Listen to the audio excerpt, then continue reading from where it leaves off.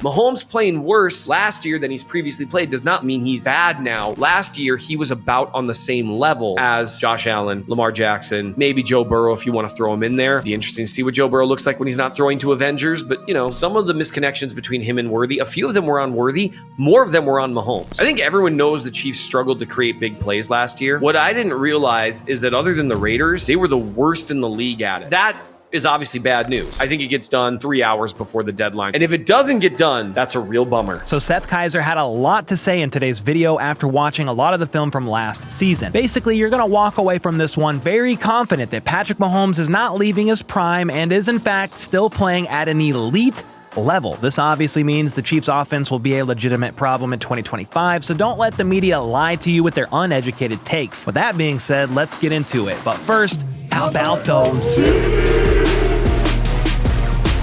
Okay, Seth, the deadline for the franchise tag is July 15th. It's getting closer and closer, days away at this point by the time the video drops.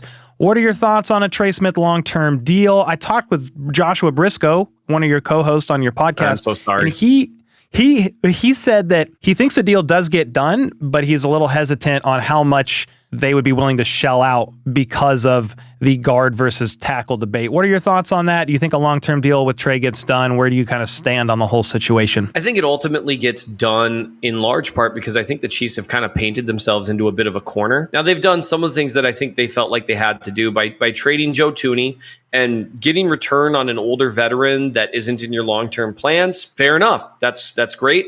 But by doing that, they've set themselves up in a position to where currently the long-term plan on the left side of the line is, Kingsley Suamataia and probably Josh Simmons. That sounds good overall, depending on how Suamataia does, if you are able to keep the best center and right guard combo in the league together. If you can't, because Jawan Taylor's almost certainly out the door after the 2025 season, not because he's been bad, but just his contract is an elite player contract, and he's been fine. That's how that works in this league. It's a good plan if you're able to keep those two together, because then you're paying big money for those two. You maybe find a cheaper right tackle, and you're paying pennies on the dollar for left guard and left tackle. That's how they've done things in the past, right? They traded for Orlando Brown while he was still on a rookie deal. They drafted Creed and Trey, and they paid Joe Thuney and Jawan Taylor a bunch of money. That's just kind of, you're able to pay a few if you get away with the rest at a cheap rate. I think they painted themselves in a corner a little bit there. The Chiefs, generally speaking, negotiate really hard.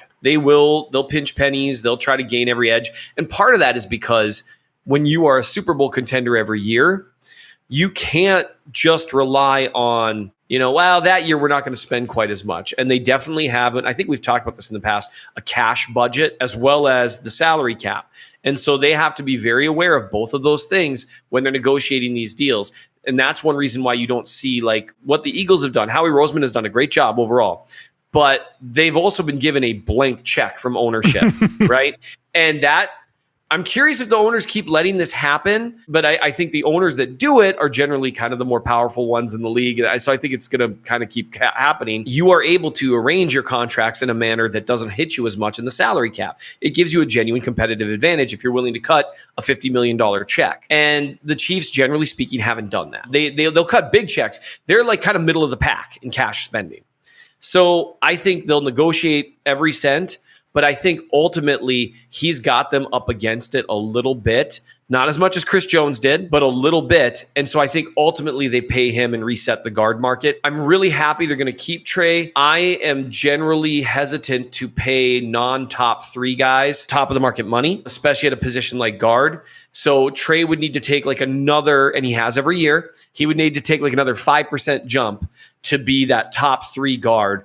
He's gotten more consistent in pass pro every year. And so seeing him do that again this year would be really nice and would make me feel a lot better about that. I think it gets done probably like, on the 14th or like 3 hours before the deadline. And if it doesn't get done, that's a real bummer because it removes a lot of flexibility from this season. And now you've got right guards a question mark after this year, right tackles a question mark after this year, and you've got potentially a rookie and a second-year player playing on the left side. There's a lot at stake there. The Trey Smith deal getting done would further help if Josh Simmons looks great, even if it's not this year, because then you've got one of your tackles at least on a rookie deal, and you don't have to figure that out in some capacity. And it's a conversation for another day, but you've seen talk of, well, hey, if Josh Simmons is left, couldn't Jalen Moore be right next year? I mean, there's all kinds of what ifs with that. We will see what ends up happening. The deadline is very soon. You did an article recently on your Substack just talking about the Chiefs offense.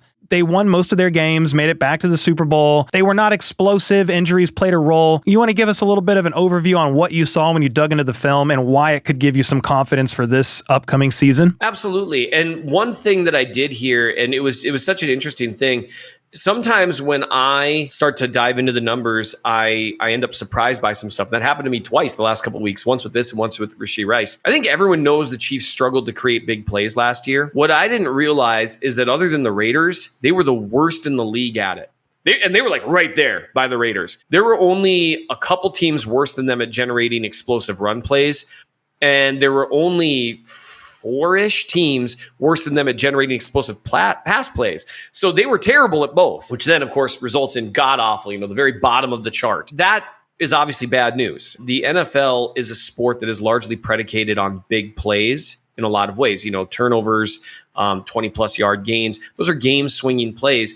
And the fact that they didn't make hardly any of them last year as a run team or a passing team, that makes it really hard to win football games. What's interesting to me is that even though they were, and I'm scrolling down here just to make sure I find it correctly, even though they were terrible at generating big plays, they ended up with an offense that ranges from average to slightly above average. They're 15th in points per game. They were 10th in drive scoring percentage. And so that, how often did they score some points, right? And that's an important thing when you think about consistency. They were 10th in points per drive. Their third down conversion rate, and this is where you start to answer some of those questions. The site I had them at second. Okay. And so, third, second, they were awesome at it. That's the Patrick Mahomes factor. Little bit Andy Reid, a lot Patrick Mahomes and Travis Kelce. Their expected points added per play, which you and I have talked about before, for first-timers, it's how well did you move the ball that made you more likely to score. It takes into account gaining 5 yards on 3rd and 10 isn't nearly as good as gaining 5 yards on 3rd and 4. And so EPA per play takes that into account. Just a fancy way of saying yards that make you more likely to score. They were, once again, 11th in the league, so above average. Their success rate's similar to EPA per play. It's a little bit goofy, and you throw out all these stats. They sound made up, right? Well, their success rate was great. It's like no, it's not made up. That's a way of generating how much more likely you are to get a first down based on your gains on first, second, and third. So they somehow had a competent offense, slightly above average, despite being the worst in the league or second worst in the league at generating big plays. And the reason that's so important is because it's weird. The other teams in the league, if you throw out the Cowboys, because Dak Prescott's injury really messed with their numbers. Yeah. If you look at the other plays that were terrible at generating explosive plays or even close to as bad as the Chiefs, you get the Raiders, Browns, Giants, and Bears. All of them, if you look at scoring, 29th, 32nd, 31st, 28th. Awful at scoring. The Chiefs are just as bad or worse as those guys at generating big plays, and yet we're a little above average on offense. There's good news and bad news to that. The bad news is it was even worse than we thought last year with big plays. The good news is it's really rare that you are a one-issue fix away from being an elite offense after being an average offense. You usually have to do a bunch of other things. Chiefs just have to fix one thing. Now, that thing is complicated to fix, but that's it. You sprinkle in more big plays, even become middle of the pack at it. I'm not saying they need to become great at it. The 2018, 2019, 2020, and 2021 offenses, they don't need to be incredible at it. They don't need to be good at it. Or they really don't even need to be good at it. If they're just average or even a little below average, what you would suddenly see happen with all their other offensive metrics, because it's not being dragged down by this one really important stat, they would go from a slightly above middle of the pack offense. If they went from terrible at this to below average, they would become a top 3 to top 4 offense, just like that. That's how quickly the numbers would shift. And we've got proof of concept of that. The 2022 offense was not a hugely explosive offense, but they made an average-ish amount of big plays. Best offense in the league. MVP. Yeah, MVP. Yeah. 5,000 plus yards with your number one wide receiver being Juju Smith-Schuster. So the proof of concept is there. Now that's proof of concept with still elite Travis Kelce. We'll see what he looks like this year. Last year, actually, I'd argue last year he was still an elite receiving tight end. There's just such a gap between elite and what Travis Kelce has been for so long. So there's proof of concept to this. It's just whether or not the wide receiver core stays healthy and whether or not they manage to avoid having a gaping black hole somewhere on the line this year. Yeah, the revolving door at left tackle, Rice out for the season, Hollywood most of the season. When he came back, wasn't right. Pacheco most of the season, injured. When he came back, wasn't right. If you could just have Joshua Briscoe last week said average injury luck for the Chiefs this year, it's going to look a lot better potentially on offense. You mentioned the wide receiver room. Patrick Mahomes recently said this on an interview with Kay Adams. He said it's the deepest wide receiver room he's ever had. He also will never throw his position group guys under the bus. Any of his skill position players never. He speaks highly of everybody, no matter who it is. What's your grid on the wide receiver room? Because you mentioned it there. As long as the wide receiver room can hold up even from an injury aspect or just be competent like we think they could be, how do you feel like they stack up? Obviously, maybe not against prime Kelce and prime Hill, but how are you feeling overall about the wide receiver room before the pads come on at training camp heading into the season? This should be, on paper, by far. And before we get to the rest of Seth's answer here about the wide receiver room, it is definitely a good one. Some of you may not know this, but I've had skin issues for basically my entire life, and there have even been times growing up where I've had to use prescribed medication to help me out. Well, the good news is committing to better skin doesn't have to be difficult, and that's why I've partnered back up with Geology to bring you this sponsored video. You see, everyone has unique needs when it comes to skincare, and Geology creates simple and effective skincare and hair care routines customized just for you with ingredients that are proven to work. My decision to trust Geology was helped by the fact that they have over 10,000 five-star reviews and they make the entire process super easy to follow. It all starts with a 60-second quiz to help identify your skin goals, and they will develop a derm-grade personalized routine and deliver it straight to your door. Dang it. Then they even label the order you're supposed to use the products and note whether they are for morning or evening, which has helped me continue using everything they sent over. Nighttime, daytime. I've been using Geology for weeks now and my skin is feeling pretty good, which helps my confidence on camera because you guys have to stare at my bald-headed self in these videos several times a week, so bless you. Anyway, what are you waiting for? Use my code CHIEFS100 to get 100% off a 30-day subscription trial set. This gets you over $50 in products for just the cost of shipping, along with that free 30-day subscription trial set and a free gift of your choice on every order. You can try any of Geology's other skin, hair, and body care products. If that wasn't enough, you can also get up to 50% off add-ons to your order as well. This should be, on paper, by far the best wide receiver room he's had since 2021. On paper, Rashee Rice is better on film last year and to close out 2023 than any receiver they've had. What do you mean Rashee Rice was better than Rashee Rice? Well, 2024 Rashee Rice was better than 2023 Rashee Rice. And mid-season and late season Rashee Rice was better than early season Rashee Rice. So the averages play out there. Hollywood Brown is better than anyone besides Rashee Rice if he's healthy that they've had since the end of the 2021 season. And that I include Juju Smith-Schuster in that. Hollywood Brown's healthy tape from 2023 is better than Juju Smith-Schuster's 2022 tape. He just wasn't as good a situation. Better than MVS's tape as well. Xavier Worthy, the progress that he made in terms of some of his route running, some of his being incorporated into the offense, he was kind of asked to be the lead receiver role, wasn't ready for it earlier. In the season, started to really come around late in the season, but still wasn't, quite where you'd want him to be. Well, now he's had another year in the system, all that. Those three guys as a top three are far and away, on paper, better than anything Mahomes has had since 2021 when you still had Tyreek Hill, you still had Demarcus Robinson, you still had, more guys that he trusted. And, Demarcus Robinson might sound like a weird mention. I think Chiefs fans would have killed to have Demarcus Robinson on the team in 2023. And big chunks of 2024. So that on paper, it's much more explosive, much faster, and much better suited to threaten all three levels of the field. It's the offseason, like peak offseason. There's not a lot to talk about. So what people are talking about is taking prime Rodgers over prime Mahomes. That's whatever to me. The talk, what that gets more weird to me is Mahomes leaving his prime years. He's no longer one of the top three in the NFL anymore because they're basing it off the last 2 years of play. You've done a couple articles on your Substack talking QB play versus QB stats, also where to place blame on or credit for pressures, hits, and sacks. You also just talked about how the offense because it was one of the least explosive in the league, yet was still an average to above average offense and other metrics, points to potentially the Patrick Mahomes factor, so very high level QB play. What's your grid on Patrick Mahomes when you're looking at the film here, preparing for 2025? Is Mahomes leaving his prime? What are we talking about here because of the last 2 years with the quote-unquote more mediocre average stats from Mahomes standard? You know, Mahomes has never passed for fewer yards than Josh Allen last year, 2023. Didn't happen. I think that's funny because you don't hear those same things. It's like, wow, he didn't have any help. I'm like, interesting. Let's talk about that. I think there's a lot going on there. I've got a couple games left to chart because I want to chart a few playoff games. And then I'm going to do the Patrick Mahomes 2024 film review summary.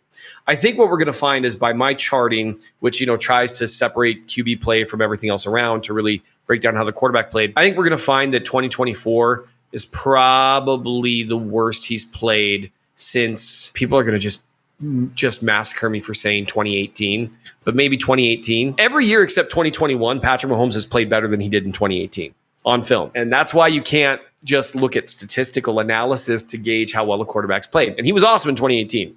He's just been much better since then. 2021, he had to do a lot of adjustments to how he was playing. He really struggled with that for a while and then became awesome at it again because that's what he does. I think that's true.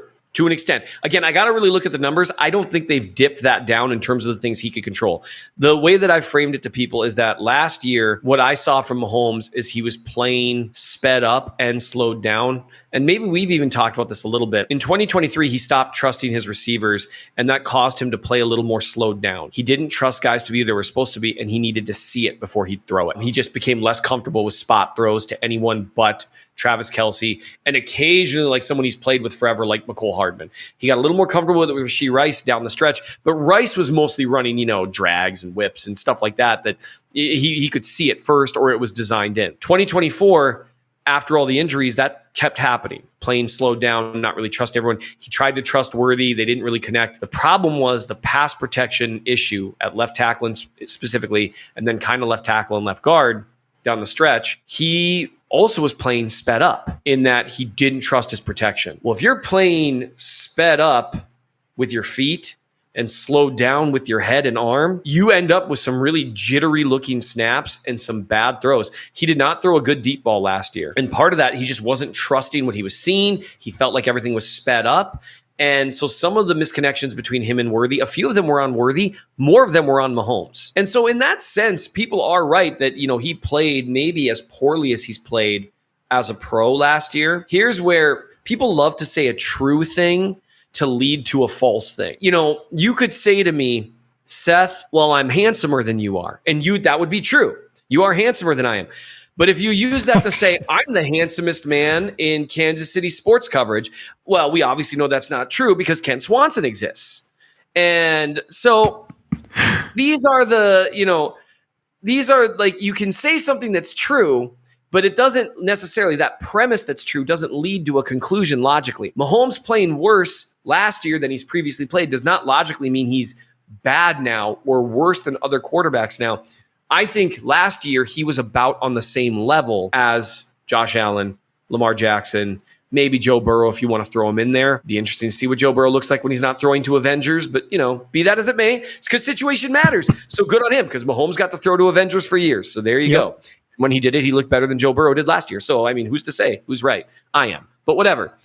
So people just saying that he played worse last year, that might be true. But talking about it without talking about the why. And I think that's so often what we do in the sports media landscape. We always want to talk about the what without really getting into the why. Because as soon as you start talking about the why, people are like, oh, you're making excuses. Well, there's a difference between a reason and an excuse. The reason Mahomes was playing a certain way, we just laid through some of those. It would be an excuse to say, oh, so it's not all on him. Some of it is on him. You got to be immune to that stuff. It stinks, but it is what it is. If you go look at Tom Brady's PFR page, watch how his stats vary from year to year.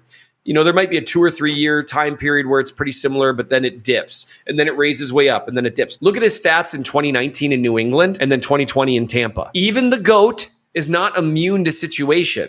So I think people are largely having a disingenuous conversation in which they're saying a slightly true thing to make a slightly false point, if that makes sense. It's so funny to me because you talk about Brady. It's guys like Brady, Gronk, all the greats, Edelman from the previous dynasty. They're the ones giving all the praise right now to the Chiefs, to Mahomes, to Kelsey, to Andy Reid, when everybody else wants to try to tear them down. The guys from the previous dynasty that everybody's defending are the ones being like, well, these guys are freaking great. They're awesome. Greatness recognizes greatness, real recognize real kind of a thing. Right. Well, and I think someone like Brady, like when you see him in interviews, which that's been a lot of fun since he left New England, you see more of his personality. Guys like him, guys like Rob Gronkowski, like it's funny because anytime Kelsey gets asked about Gronk and they frame it within like the idea of a rivalry, him and Gronk both like roll their eyes at that. And they both are like, well, we play very differently. We were asked to do different things. I can't do what he does. He can't do what I did. That's people that don't have anything to prove. And I think so often we extrapolate our need to prove something onto people. And someone like Tom Brady, I just don't think he feels like he has anything left to prove. So when someone asks him who could take your mantle, he doesn't feel the need to like ignore what's happened over the first 8 years of Mahomes' career. He's willing to say, yeah, I think that guy could do it. He's freaking awesome. Good on him. And I think those guys also know, and it's actually given me a little bit of sympathy for even Patriots fans. They know what it's like to be hated and to get everyone's best shot. And Mahomes even alluded to not having as much fun last year. And I do think that just takes a toll. Playing into February every year, and every time you lose, I mean, crud, there's people on talking head shows asking, are we in the midst of the Chiefs Super Bowl drought? We haven't even started another season. Like, what? They just went to the Super Bowl. And having to deal with that, these guys aren't robots. Hey, real quick, if you guys are enjoying Seth's content, make sure to check out his Substack, the Chief in the North newsletter. He puts out 2 to 3 articles a week on average with insightful takes and film reviews on newly signed players, draft picks, in-game performances, and so much more. I'm somebody who would rather learn audibly or visually via a podcast or a YouTube video, but even I read his content because it brings so much value. And if you click the link in the pinned comment or description, you can get a yearly subscription to his Substack for just $12. Yes, that's $1 a month because at the end of the day, Seth really hates money. I want to switch gears for a second. We've talked pretty much every facet of the offense aside from the run game. I recently saw Sharp analytics or analysis, but they ranked the Chiefs running back room as 31st in the NFL heading into the 2025 season. I'm not over here saying the Chiefs have the best running back room or top 15 or anything like that. 31 felt a little harsh, but there is a lot of potential what ifs in that room. I do think that also played a role in the offense's inability to generate big plays down the field. There's no threat of the run, no threat of an explosive run. And because of that, you could just kind of bully at the line of scrimmage and you don't have to play for the deep ball with that O-line leaking like it was on the left side. What are your thoughts on the running back room, how things look heading into training camp, and how that hopefully, like, do you think it could help the offense this year, even though all they really did was run it back? They brought in Mitchell, who didn't play at all last year. Maybe he pans out like a McKinnon returning from injuries and having a couple good years there, but then they drafted a 7th-round running back. Is that enough, in your opinion, for a more competent running back room, and combined with the fact that Pacheco's back and healthier? Pacheco is going to be he's by far the most proven guy in the room in terms of consistently staying healthy prior to last year and being relatively productive. What I say to people, and this got some kickback after the 2022 and 2023 seasons, Pacheco is a league average back. That's not an insult. That's hard to be. But he's also got some specific strengths and weaknesses. And when he lost a little bit of explosion last year, some of those weaknesses with vision and stuff came to the forefront. Kareem Hunt is a little below a league average back. He's got terrific vision, no burst, right? And so they were actually kind of efficient running the ball, especially with him, because they were able to convert a lot of short yardage stuff. But really, at this point in his career, Kareem Hunt should just be a short yardage back. There were so many plays, because he's got good vision, you could see the plays that when he, in 2018 or early in 2019, before everything happened, the plays that he would have turned into a 15-yard gain are now 5-yard gains. Hey, a 5-yard gain is great, but it's not a 15-yard gain. And so if Pacheco is able to just be a league average back again this year, it helps the Chiefs running back room tremendously to just avoid being in the gutter. Elijah Mitchell if he stays healthy, that would be amazing. You look at some of his highlights and some of the way he looks running the ball. He's an incredibly explosive player, but he hasn't been healthy in years. I really like Brashard Smith. What surprised me about his film is how much I liked him as a runner. He does not set up blocks. Like that is not in college. He did not.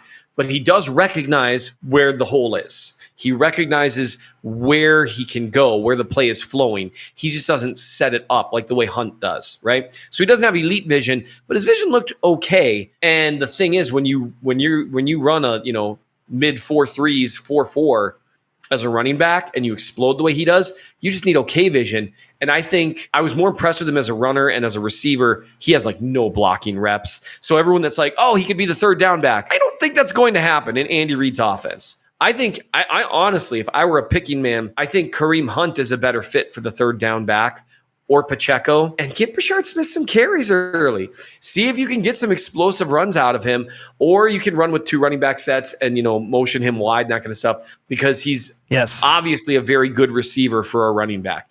The issue with him being a third down back is you got to be able to pass protect. And I don't think he can right now. So I really like him, and there's a lot of potential there, especially, again, for explosives, because that's what they really need out of the run game. You need to be able to convert short yardage, provide a few explosives. They can do that. That is a big deal, and I think Brashard can do the latter. He's someone I'm keeping an eye on, especially once the pads come on, what it looks like in preseason, because that's going to be a big deal with running backs. You can't gauge crap about them from non-padded practices or even somewhat padded practices. I want to see what he looks like in preseason. Does he look like he's reading things okay? Does he look whatever? Does Elijah Mitchell look healthy? Does Pacheco look healthy? If they do all that, they can drag themselves up to respectability, maybe an average to a little below average running back room. But similar to the explosive plays thing, with everything else they have in place, they don't need it to be elite. They just need it to not stink. Yeah, and an Andy Reid offense right now, since Patrick Mahomes took over, you're running bottom 5 from a run play percentage compared to everybody else in the NFL. You're not running the ball much. Kelsey said it recently on Bussin' with the Boys. We want the ball in Patrick Mahomes' hands. When the ball's in Mahomes' hands, that's the most ideal situation we can have it be in. So as long as the running back play is just upgraded a little bit, I will be happy with that, because they're not the Eagles. They're not these teams that rely super heavily. The Ravens are a weird example because Lamar is a freak. But just, you don't have these run threats back there to open up your receivers just super wide open like some of these other teams are doing it based on how dangerous the run game is. But yeah, I think if that running back room takes a couple steps up, it's going to be good for the offense as a whole. Absolutely. You can see one of my favorite examples of a running back who's way more important than people think is James Cook. If you think about the games the Chiefs have played the Bills, and Josh Allen is great, James Cook has been huge in their ability to beat the Chiefs in the regular season and press them in the postseason. Him making some of the plays he's made has been the difference for them between games starting to get blown wide open. And so we're not going to expect that. They don't expect their guys to be Jamar Gibbs, right? Or David Montgomery, that kind of stuff. You just need to be able to, if you've got the blocking in the space for a 15-yard gain, you need to be able to take it. You got to be able to help somewhat and not hinder. It's kind of honestly like my expectation for, like, let's say Josh Simmons is healthy, manages to win left tackle. For me as a rookie, just don't hurt the cause. You can just be in there, be okay-ish, not hurt the cause. That's a good rookie. That's a great rookie season. Same with Kingsley Suamadiya at left guard. Just don't hurt the cause. So they've got a lot of, that's the thing. When you have Patrick Mahomes, you just need other guys to not mess it up. It's the old Hitch conundrum. It's not, man, I'm dating myself with these Will Smith references, but that's okay. It's their job to not mess it up. And that's the run game situation right now.